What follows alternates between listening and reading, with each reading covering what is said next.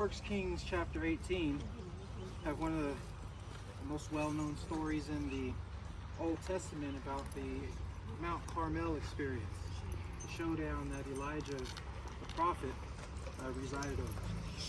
Remember that story? The nation of Israel had been without rain for 3.5 years because of their sin.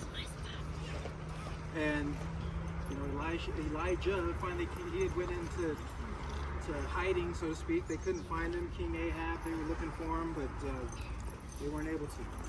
But Elijah came out and he says, today we're going to have this showdown on Mount Carmel, and we're going to decide, we're going to show who is the true God, whether it's the God of heaven or the false god Baal that they were worshiping under the leadership of Ahab and Jezebel. And if you remember that story, the prophets of Baal, they were all walking around their altar calling for fire to come down, or for Baal to light the sacrifice on fire, and it didn't happen.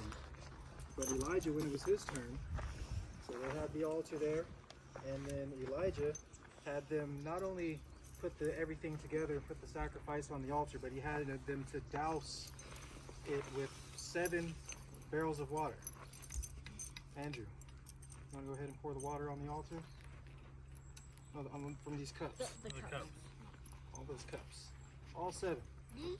Yeah, pour it on top of the altar. The real stick? Yeah. Mm-hmm. Yeah, pour it on top of there.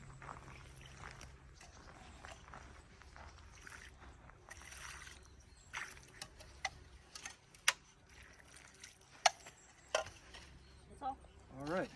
So 7 barrels of water, where the water ran down the altar, and there was a moat that they dug around it, or a trench, and it filled that trench. But then Elijah prayed to the God of heaven, and God sent fire down from heaven to light the sacrifice. And it says that not only did it consume the sacrifice, but it also consumed the altar itself and the water in the trenches. And that was to that day all of Israel witnessed who the true God was. Of course, the altar represents sacrifice. We are to be living sacrifices. It tells us in Romans chapter 12 that we're to present ourselves as living sacrifices, holy and acceptable to God, which is our reasonable service. Meaning that we're not conformed to the world, but we're transformed by the renewing of our minds. Okay, that's all? Yep. Okay. All right. Thank you so much.